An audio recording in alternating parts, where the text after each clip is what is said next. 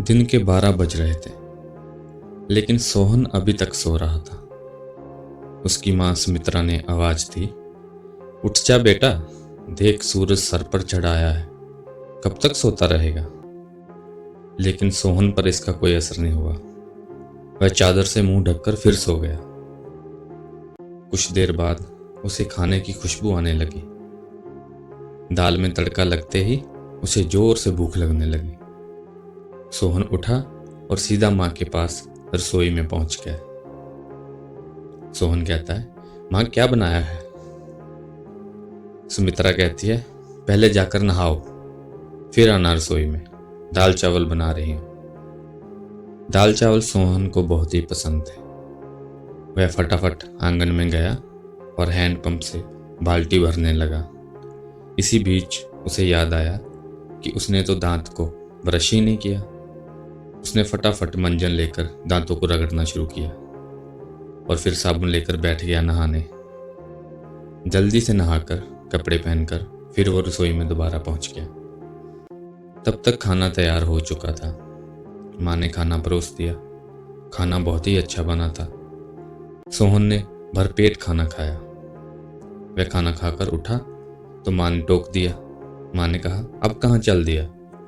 सोहन कहता है, माँ लगता है खाना कुछ ज्यादा ही खा लिया है, तो मुझे अब बहुत जोर से नींद आ रही है, मैं तो सोने जा रहा हूँ। सुमित्रा कहती है, हे भगवान, अभी 1 घंटे पहले ही तो सोकर उठा है, तुझे बस सारा दिन यही काम है, उठो, खाओ और फिर सो जाओ।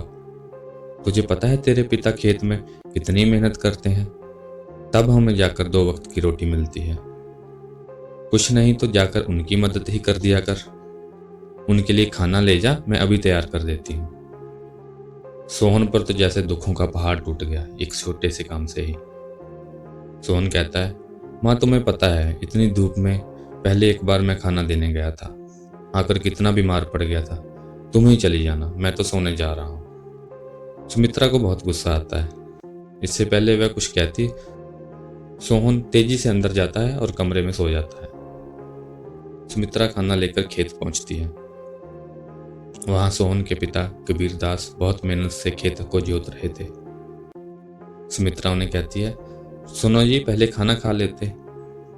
कबीर दास कहता है, अरे तुम इतनी धूप में क्यों परेशान होती हो, सोहन को भेज देती, उसके हाथ खाना भेज देती। सुमित्रा कहती है, हमारे तो भाग्य ही फूट गए हैं, ऐसा आलसी बेटा मिला है, बस खाता है और सो जाता है। भगवान जाने इस लड़के का क्या होगा। कबीरदास कहता है, चिंता मत करो, एक दिन सब ठीक हो जाएगा। सोहन के माता पिता सोहन की आदत से बहुत ही परेशान थे। वह कोई भी काम नहीं करता था, बस सारा दिन खाता और सोता रहता था। एक दिन सोहन के पिता ने कहा, बेटा, मैं खाद और यूरिया लेने शहर जा रहा हूँ, 2 दिन लग जाएंगे, फसल तैयार होने वाली है, तो सुबह खेत पर चले जाना और सारा दिन वहीं रहना, शाम को खाना खाकर रात को वहीं सोने चले जाना। कहीं कोई जानवर खेत में न घुस जाए और हमारी फसल को नुकसान न पहुंचा दे। सोहन कहता है, पिताजी मुझसे ये सब नहीं हो पाएगा, आप माँ को बोल दीजिए। कबीरदास कहता है, नालायक, खेत की देखभाल आदमियों का काम होता है। अगर मुझे पता लगा तो खेत पर नहीं आया या फसल को नुकसान हुआ तो तेरी खैर नहीं। सोहन थोड़ा डर गया। वह पिता के जाने के बाद माँ से बोला, माँ सुबह जगा देना जल्दी, नहीं तो पता नहीं पिताजी क्या करेंगे। सुमित्रा सोहन को सुबह 4 बजे जगा देती है। सोहन हाथ में फावड़ा लेकर खेत में पहुंच जाता है। वहां जाकर देखता है चारों ओर ठंडी हवा चल रही है। वह एक पेड़ के नीचे बैठ जाता है। तभी उसे हल्की हल्की रोशनी नजर आती है। पूरा खेत लाल रोशनी से भर जाता है। सोहन ने यह पहली बार देखा था। वह आश्चर्य से सब देखता रहा। कुछ ही देर में सूरज उगने लगा। यह देखकर सोहन को बहुत अच्छा लगा।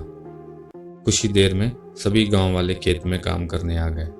सब अपने अपने खेत में काम कर रहे थे। सोहन पेड़ के नीचे बैठा ये सब देख रहा था। तभी उसके पास के खेत में से माधो काका आ जाते हैं। माधो काका कहते हैं, सोहन, मेरे खेत में पानी लग गया है, अब तुम अपने खेत लगा ले। सोहन कहता है, काका, मुझे तो इसके बारे में कुछ पता नहीं है कि पानी कैसे लगाया जाता है। माधो काका कहते हैं, बेटा कभी पिता के साथ खेत में आया होता तो तुझे कुछ पता होता ना। माधव काका ने अपने बेटे को बुलाकर पानी सोहन की खेत की ओर काट दिया। माधव काका ने सोहन से कहा, जब पूरा खेत भर जाए तो हमें बता देना। सोहन बैठा देखता रहा, लेकिन सुबह जल्दी उठने की वजह से उसे बहुत नींद आ रही थी और वो वहीं सो जाता है। खेत में पानी बहुत ज़्यादा भर गया। तभी माधव काका दौड़ते हुए आए। माधव काका कहते हैं, नालायक, यहाँ सोने आया था? अपने पिता की सारी मेहनत बर्बाद कर दी तुमने, सारी फसल नष्ट हो गई। सोहन हड़बड़ाकर उठता है। उसका खेत पानी से लबालब भरा हुआ था, लेकिन तब तक बहुत देर हो चुकी थी। लगभग आधी फसल खराब हो चुकी थी। सोहन, काका अब कुछ नहीं हो सकता क्या? माधव काका कहते हैं, नहीं बेटा, तैयार फसल का ध्यान बच्चे की तरह रखना पड़ता है। समय से पानी देना, खाद देना, जानवरों से बचाना, इसीलिए तो हम दिन रात खेत पर पड़े रहते हैं। अब तो भगवान ही मालिक है। सोहन पेड़ के नीचे बैठा रोता रहा। दोपहर को सुमित्रा खाना लेकर आती है। उसे सब पता लगा तो उसने भी सोहन को बहुत डांटा। शाम को सोहन घर नहीं आया, ना ही उसने खाना खाया। उसकी भूख, प्यास, नींद सब उड़ चुकी थी। अगले दिन जब कबीरदास घर वापस आते हैं तो उन्हें सोहन के बारे में पूछा। सुमित्रा ने सारी बात बता दी। कबीरदास सब छोड़कर दौड़ते हुए खेत पर पहुंचा। उसने देखा सोहन पेड़ के नीचे बैठा रो रहा है। आधी फसल खराब हो चुकी थी। सोहन अपने पिताजी से कहता है, पिताजी मुझे माफ़ कर दीजिए, मेरे आलस के वजह से इतना बड़ा नुकसान हो गया। आप चाहें तो मुझे पीट सकते हैं। कबीरदास कहते हैं, नहीं, तुझे मारने से फसल ठीक नहीं हो जाएगी, लेकिन वादा करो कि आज के बाद तुम कभी भी आलस नहीं करोगे। चलो अब घर चलो, वहीं बात करेंगे। फिर दोनों घर आ जाते हैं। सोहन की आंखों से अभी भी आंसू बह रहे थे। सुमित्रा ने उसे खाना दिया, लेकिन उसने खाया नहीं और वह अपने कमरे में जाकर रोने लगा। सुमित्रा कहती है, जी अब क्या होगा, आधी फसल तो खराब हो गई। कबीरदास कहता है, सुमित्रा, कोई घाटे का सौदा नहीं है। आधी फसल देकर अगर बेटा सुधर गया है तो ये अच्छी बात है। कबीरदास ने सोहन को बुलाया। कबीरदास कहता है, बेटा, अब तो नुकसान जो होना था वो हो गया। अब हमें कल से आधे खेत की फसल उखाड़कर दोबारा बोनी होगी।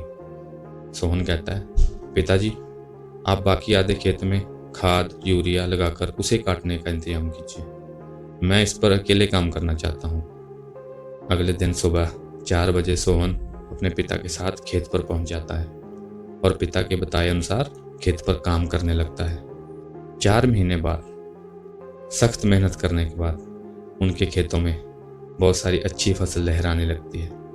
यह सब देखकर सोहन, उसके पिता और उसकी माँ बहुत ही खुश थे, क्योंकि सोहन अब एक मेहनती लड़का, मेहनती किसान बन चुका था। दोस्तों, अगर आपको मेरी कहानियाँ पसंद आ रही हैं तो प्लीज़ मेरे चैनल को सब्सक्राइब करें। धन्यवाद।